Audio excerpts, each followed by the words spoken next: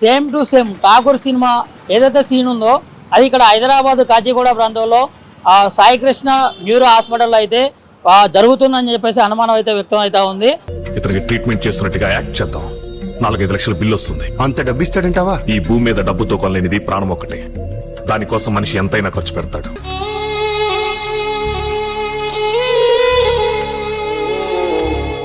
Same to same Thakur cinema ఆ తరాలో ఏదైతే scene ఉందో అది ఇక్కడ హైదరాబాద్ కాచిగూడ ప్రాంతంలో సాయి కృష్ణ న్యూరో హాస్పిటల్లో అయితే జరుగుతుందని చెప్పేసి అనుమానం అయితే వ్యక్తం అవుతా ఉంది.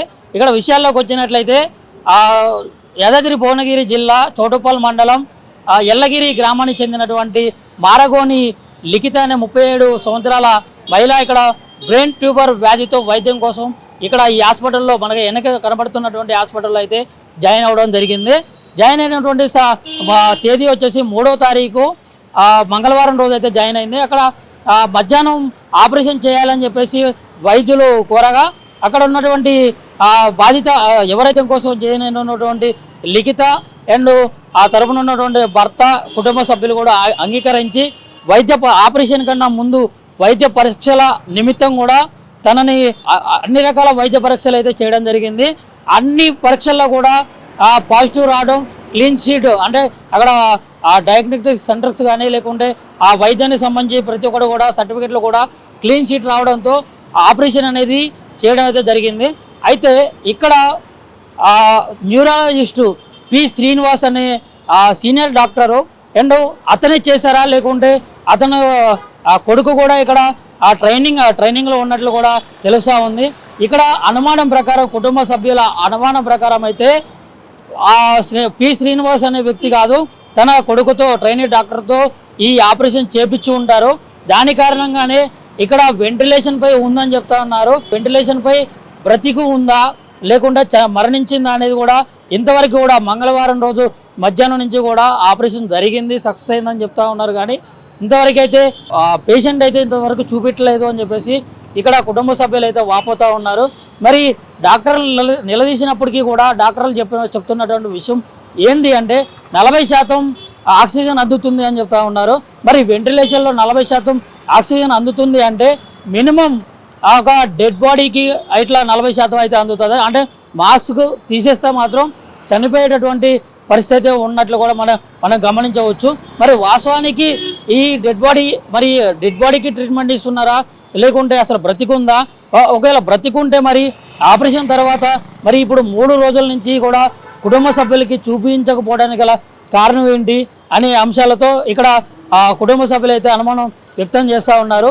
మరి ఇక్కడ ఇంకో విషయం ఏంటంటే దాదాపు 7 నుంచి 8 లక్షల నగదు కడితేనే ఇక్కడ మీకు ఎవరైతే ఆ పేషెంట్ ఉన్నారో ఆ పేషెంట్ మీకు చూపించడం అయితే జరుగుతుంది, లేకుంటే మేము చూపించబడినట్లు కూడా కరాఖరిగా అయితే చెప్తా ఉన్నారు. మరి ఇక్కడ వాస్తవానికి ఏం జరిగింది అనేది ఒక చర్చనీయాంశంగా అయితే మారింది. దీనికోసం కూడా ఈ హాస్పిటల్ యాజమాన్యానికి సంబంధించి పోలీసులు పెద్ద ఎత్తున సిపి లెవెల్లో కూడా, డీసీపీ లెవెల్లో కూడా, ఏసీపీ లెవెల్లో కూడా ఇక్కడ పోలీసులు అయితే చాలా బందోబస్తు అయితే ఏర్పాటు చేయడం అయితే జరిగింది. మరి వాస్తవానికి ఈ బాధిత కుటుంబానికి ఒకవేళ నష్టం జరిగితే ఏ రకమైన నష్టం జరుగుతుంది, మరి న్యాయం జరిగితే ఏ రకమైన న్యాయం ఇక్కడ ఈ హాస్పిటల్ యాజమాన్యం చేస్తారు? మరి ఇక్కడ ఇంత పెద్ద ఎత్తున ఈ హాస్పిటల్కి మద్దతుగా పోలీసులు ఎందుకు ఇంత ఏసీపీ లెవెల్లో వచ్చారనేది కూడా ఒక చర్చనీయాంశంగా అయితే మారింది. మరి లోపడైతే సెటిల్మెంట్ చేసుకునే విధంగా కూడా ఈ బాధిత కుటుంబానికి కానీ లేకుంటే ఇటు పోలీసుల తరాలో కూడా ఉన్నట్లయితే అనుమానాలు ఉన్నాయని చెప్పేసి వారి కుటుంబ సభ్యులు అయితే చెప్తా ఉన్నారు. ఇక్కడ పొద్దున్న నుంచి కూడా దాదాపు 3 గంటల నుంచి కూడా పోలీసులు ఏసీపీ లెవెల్లో ఉన్నటువంటి పోలీసులు అయితే ఇక్కడ ఈ హాస్పిటల్కి అయితే గస్తీగా ఆడడం జరిగింది. మరి ఇట్లా నిజంగా చనిపోయిన మహిళకి ట్రీట్మెంట్ ఇస్తున్నారా లేకుంటే ఈ ట్రైనీ డాక్టర్ ఎవరైతే పి శ్రీనివాస్ అనే న్యూరాలజిస్టు అతని కొడుకు చేసినటువంటి వైద్యం ఏదైతే ఆపరేషన్ ఏదైతే ఉందో అది ఫెయిల్ అయ్యి నిజంగానే ఆ మహిళ చనిపోయి ఉంటుందా, లిఖిత చనిపోయి ఉంటుందా అనే ఆ అనుమానాలు అయితే ఇక్కడ కుటుంబ సభ్యులు వ్యక్తం చేస్తూ ఉన్నారు. సరే చూద్దాం, ఇక్కడ పెద్ద ఎత్తున అయితే పోలీసులు ఉన్నారు. మరి ఈ బందోబస్తులు అయితే మరి వాళ్ళు చివరికి ఏం చెప్తారు, మరి పేషెంట్ లిఖితాన్ని బయటికి చూపిస్తారా, మరి ఎప్పుడు చూపిస్తారా అనే కోణంలో అయితే ఇక్కడ అందరూ కూడా ఎదురు చూడటం అయితే జరిగింది. ఇక్కడ మీరు చూసుకోవచ్చు పూర్తిగా చాలా బందోబస్తు ఏర్పాటు చేశారు. పెద్ద ఎత్తున పోలీసు వాళ్ళు హాస్పిటల్ చుట్టూ కూడా పోలీసు వాళ్ళని ఏర్పాటు చేసి కనీసం గేటు కూడా తెరవలేదు. పొద్దునుంచి కూడా గేటు వేసినట్లే ఉంది. మరి ఇంకా కొంతమందికి బాధితులు కూడా ఈ హాస్పిటల్ తరపు నుంచి అయితే మాట్లాడుతూ ఉన్నారు. మాకు కూడా కొంచెం భయంగా ఉంది, మాకు ఇక్కడ వైద్యం చేపియాలా లేకుంటే వేరే హాస్పిటల్కి తీసుకెళ్లాలా అన్నట్లు కూడా అక్కడ వేరే ఎవరైతే పక్కన ఉన్నటువంటి పేషెంట్లు వారి యొక్క కుటుంబ సభ్యులు కూడా ఆలోచిస్తూ ఉన్నారు.